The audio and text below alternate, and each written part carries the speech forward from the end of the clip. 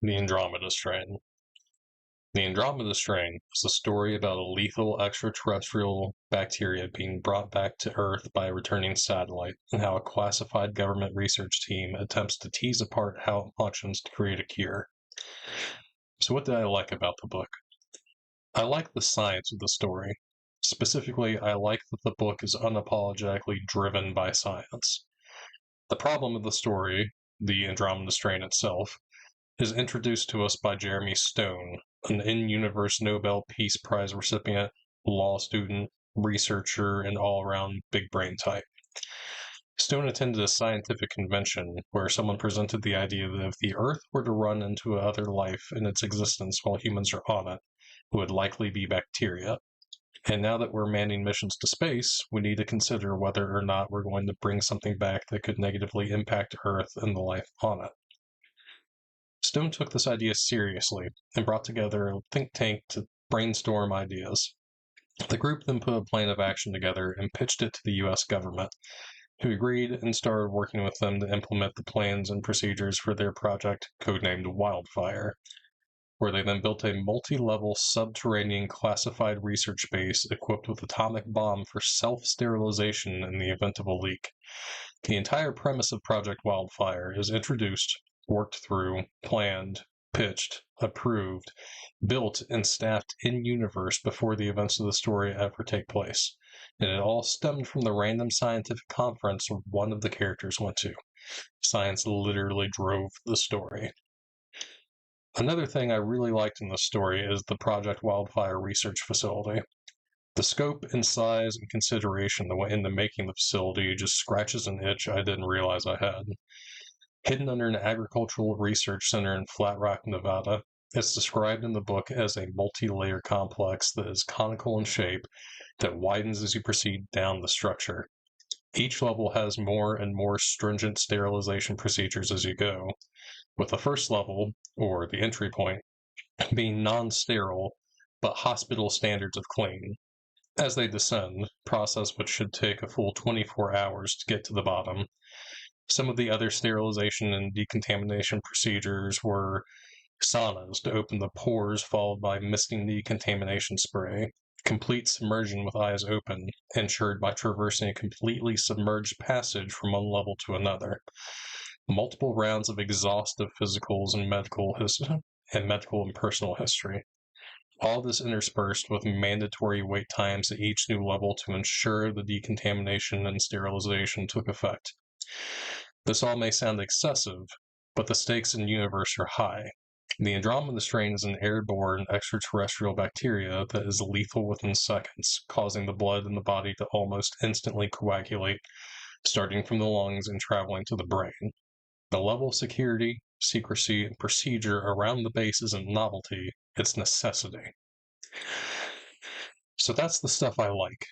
Moving on to some of my more conflicted feelings with the story, I'm a bit cold on the political aspects, or lack thereof. The Wildfire Project was initially presented to and approved by the United States government, who in turn helped fund, locate a space for, and build the research facility for the project. Even going as far as to install an atomic bomb the president had no control over in case an immediate need for sterilization arose that they couldn't reach the president. Despite this, the story does not make much use of the potential political stakes. Really, the only thing it's used for beyond building the research facility is the president putting a hold on the team's request to bomb Site Zero, Piedmont, Arizona, off the map to contain the spread of the bacteria. This ends up being a good thing, as the team discovers that would have just made the spread worse, and instead of killing the bacteria, This ends up being a good thing, as the team discovers that would have just made the spread worse instead of killing the bacteria, but read more as man's inability to affect the situation. This happens several times throughout the story, and I'll talk about it later. Another detractor for me was the book's utter devotion to procedure and documentation. While this was necessary to the story and the theme, considering the scientific approach the team took to their problem, it was excessive at times. For instance, there's a scene where the Wildfire team is going over the timeline of the satellite that fell to Earth. The event as a whole is told through a conversation that was documented in real time between several research stations on Earth that were able to track the satellite in its orbit around the planet. This is presented as documents in the This is presented as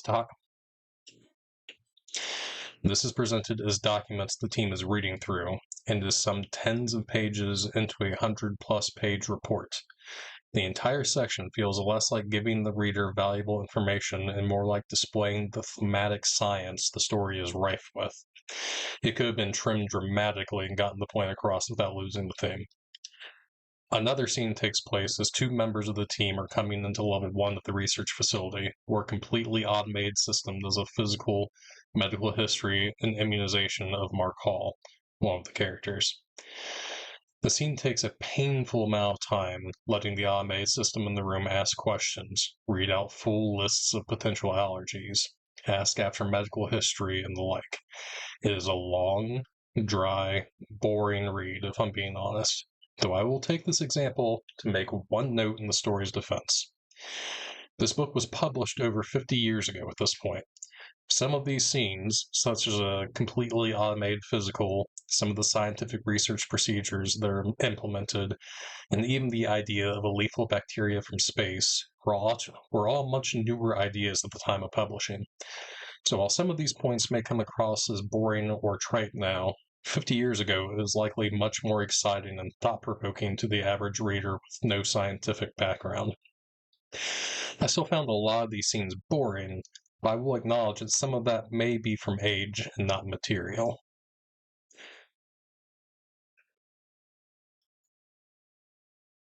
Putting aside the age of publication, however, I take issue with the characters. They feel distant from the events taking place. Not that they aren't reacting to the world or having legitimate concerns or fears, but it all feels muted. The climax of the book takes place when the bacteria mutates and gains the ability to eat plastic, which then compromises the integrity of the door seals in the underground lab and automatically initiates the self-sterilization feature attached to the lab.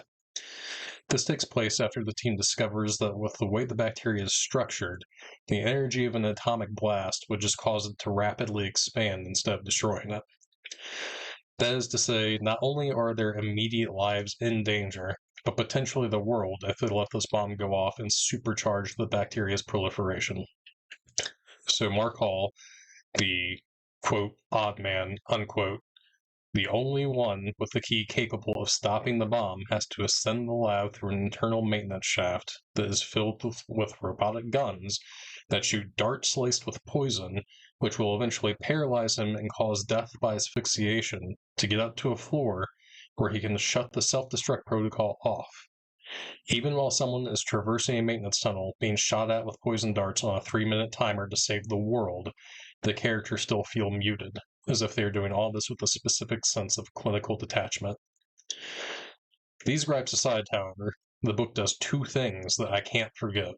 While the story is taking place, it foreshadows that the team survives the events of the wildfire protocol, which removes some of the tension that could have been building the entire story. If I'm reading a past tense statement from a member of the team in the format of an after-action report on the project mid-book, there's no room for me to wonder how things are going to pan out. The second, and worst problem in my opinion, is that the team ends up being moot. It's discovered that if the bacteria is present in the air with no host of a period of time, it mutates into a strain that is benign to humans. But you don't know this until just before the climax of the story. That isn't a problem in itself, it's a good twist. But its presentation is condemning, as if it's wasted effort to attempt to learn about the bacteria or to try and find a cure, or that even you're making things worse by even attempting to do so. There are several points in the story where things don't go according to procedure, kind of hinting at the inevitable, that the plan as a whole and its outcome was flawed from the get-go. For example, the president does not immediately sterilize the town of Piedmont. One of the doctors on the team makes mistakes in performing autopsies on test rats. Another scientist on the team hides his epilepsy, which of course rears its head at the worst time, etc. These individual events would have made the story more interesting on their own, and they did. but the tone attached to each event made it clear that they were struggling against a force they couldn't influence. The folly of man, as it were. And these odd nuggets here and there just conflicted with the strong science theme for me. It was fine to have these events and take note of them, but coloring them the way the story did just conflicted with the science theme so much it took me out of the story anytime it happened. So, bottom line, I like the story overall, even with its drier bits of heavy, chewy documentation and procedure. However, the underlying tone of inevitability that is foreshadowed every other chapter is distracting to the point of breaking immersion. And while some of the shiny secret science bases and supercomputers may feel outdated, it's still presented and used well for a book half a century old at this point. It's a good story if you like procedural, methodical realism, but the science weighs heavy at times, and the inevitable outcome foreshadowing every other chapter clashes with the heavy scientific theme. It's worth a read, but I don't see myself finding the inclination to read it again.